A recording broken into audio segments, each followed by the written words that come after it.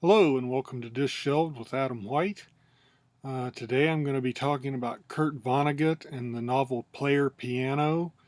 I actually have decided through just for some reason to do a reading of all of Kurt Vonnegut's novels and short stories. I've got, this is the Library of America edition. I've got the complete novels. It's done in 4 volumes. That's him right there.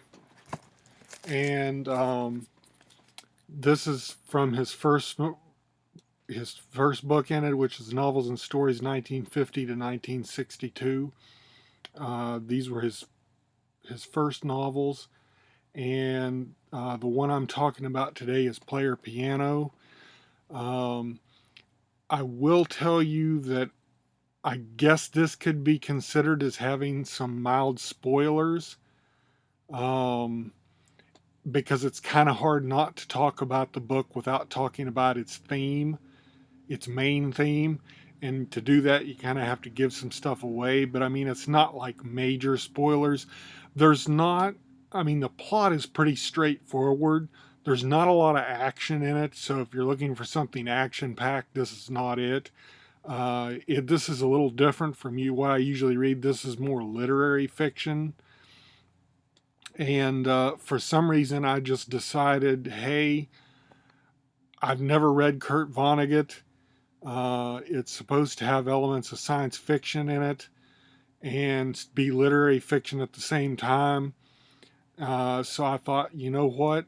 What the heck? I'll give it a try. And so far, I'm glad that I did. Player Piano is a great novel, a great first novel for Kurt Vonnegut. And perhaps an apt name for it too. Uh, the whole story revolves around Dr. Paul Proteus, which is the main character, and he lives in a world where you're either like a manager and an engineer, or you're a nobody essentially, and you get put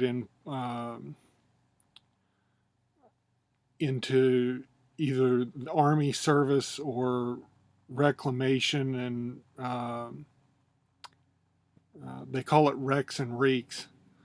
I can't remember, reclamation and reconstruction or something like that. But that's your only options in life. And most people are doctors. Even this guy's secretary is a doctor. And it kind of shows a college atmosphere to the whole novel, which actually shows up in more than one way. Um, they have a point where they have almost intramural sports, which is very much like college. They have parades and do dress ups and all this in the name of progress in America. And you get a little sense of college sports, which is really funny. I really thought it was hysterical what he did with college sports in here, which is what people would like to do with it, I'm sure. Uh, but it was really funny. I'll read a quote from that here in just a few minutes. But um, it's a satire of progress, because it's a world where machines have taken the place of humans in, construction and production and uh, every kind of job that there is. They try to replace humans with machines. They say it's more efficient. They know what you want before you know you want it, and everything is just really set up for you. And a lot of free will is kind of taken away from that. And they're constantly asking off, well, aren't you better off than you were before? Because this takes place after a big war, and the war, you get the sense it was a third world war. This was published in 1952. So it's in the somewhat future from that point, but not a huge amount of time. At least that's the impression I got. Uh, and because, I mean, of course, everything talks about tape recorders and corded phones and, so I mean, it wasn't that far in the future, but the whole point of the story is machines are taking the place of humans, and does that take the value of human beings away from them? Uh, and some people don't care. Some people think it is. Some people think it doesn't. Uh, and everyone that's on the inside of the industry, which is the engineers and everybody that's always called doctor, because everybody has went through so much higher education to get where they are, uh, that are still the only people working in industry. Uh, they are constantly looking for promotion and more money, and it's a case of the haves and the have-nots, except the have-nots have it fairly good compared to what they used to have it, but it's just in a matter of possessions. Like they all have bigger TVs and better stoves and better phones, and they're just as they measure it based on that, and they say, oh, well, you're better off. Well, but the whole question the story asks is, does that make it less human? Which is where the player piano, as the title, comes in. This bar that they go to a few times on the rougher side of town has a player piano in it, a piano that plays itself. And it's a good metaphor for the whole book, because here it is, you've got this machine that's playing the piano that's taken the place of a piano player. And is it still as good? Is there still art to it? Or is it just, um, is it just some computerized thing now? What happens when you take the piano player away from the piano and still have it playing? And that's the same thing that they've done with industry, which is they've taken all the jobs away from people and given them to machines. Is there still any humanity to it anymore? Any life to it anymore? Where has the humanity gone? That's the central question of the book.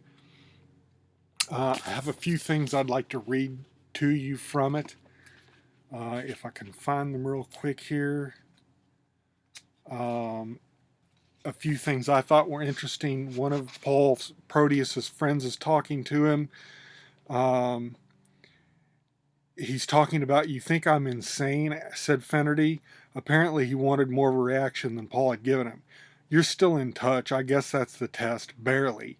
Barely. A psychiatrist could help. There's a good man in Albany. Finnerty shook his head. He put me back into the center, and I want to stay as close to the edge as possible as I can without going over. Out on the edge, you see all kinds of things you can't see from the center. Big, undreamed of things. The people on the edge see them first. That's one thing that is a theme in here, and it's so many people are in the center of things that humanity has they've lost sight of it. And it's the people out on the edge that see things more clearly. And I thought that was an apt thing. And then let's see, right, if I can get back to it. It's funny how they discuss bureaucracy, because the whole world has become about bureaucracy, at least in America. And he goes, Dr. Proteus and Ilium would like to speak to Dr. Kroner. He's returning Dr. Kroner's call, said Catherine. It wasn't a day for judging proportions. Paul had been able to take a disturbance as a Kroner shepherd, and the police was something bordering on apathy. Now, however, he found himself enraged by the ceremony of the official telephone etiquette. time-consuming pomp and circumstance lovingly preserved by the rank-happy champions of efficiency. Is Dr. Proteus on? Said Doc Kroner's secretary. Dr. Kroner is in. Just a moment, said Catherine. Dr. Proteus. Dr. Kroner is in and he will speak with you. All right, I'm on. Dr. Proteus is on the line, said Catherine. Dr. Kroner, Dr. Proteus is on the line. Tell him to go ahead, said Kroner. Tell Dr. Proteus to go ahead, said Kroner's secretary. Dr. Proteus, please go ahead, said Catherine. This is Paul Proteus, Dr. Kroner. I'm returning your call. A little bell went tink, tink, tink, letting him know that his conversation was being recorded. And I thought that was a really funny little sketch there in the middle of this that shows you how far bureaucracy has gone and what it is about. Now, my favorite quote of the whole thing, which is when they're discussing college sports, they're trying to get this guy, the athletic director is trying to get a quarterback that he saw playing like intramural teams for fraternities and saw how good he was and wanted to get him to sign with the school. I think it was, I can't remember now. But anyway, he's trying to get him to sign with the school. It's an Ivy League school. And he wants him to sign with them before the kid knows what he's actually worth so they can get him at a steal. And he goes, Buck, which is the kid, I'm not going to waste any words. There isn't much time. This offer won't be open for many more days. Maybe it'll be off tomorrow. It's all up to the alumni, he lied. Uh-huh, said Buck. I'm prepared to offer you $30,000, Buck. $600 a week, all year round, starting tomorrow. What do you say? Young Adam's apple bobbed. He cleared his throat. Every week, he asked faintly. That's how much we think of you, boy. Don't sell yourself short. And I could study, too. You give me time off for classes and study. Roseberry frowned. Well, there's some pretty stiff rulings about that. You can't play college football and go to school. They tried that once, and you know what a silly mess that was. I just love that. I thought that was hysterical because he's talking before that to two quarterbacks who are in their late, or not quarterbacks, but two other linemen on the team that are like in their late 30s and still playing college football. And because it's what people now that love college football want it to be, which is its own sport, and it pretty much does away with any need for the NFL. And it's just all college football, and people get outright paid for it. They don't have to do anything with school. I just thought that was a really funny thing that they did in this book. And again, I'm sorry if any of that gave anything away, but like I said, you really have to talk about these things to talk about the theme of the book. And that's what it is where does the humanity go if everything gets taken over by machines? And I thought it was a really great book, great first novel, and I'm looking forward to reading. The next book is The Sirens of Titan, which sounds perhaps a little more science fiction-y. The ending of Player Piano was a little abrupt. I wasn't ready for it. I expected to see something more after I read the last page, and I was like, wow, that's it. But it makes sense when you go and think back on it because of what they try to do, which I won't give away at the end. There is kind of more action towards the end of the book. And you really see how far people will go to try to get on one side or the other of this issue. Anyway, it's an excellent novel. Kurt Vonnegut, Player Piano.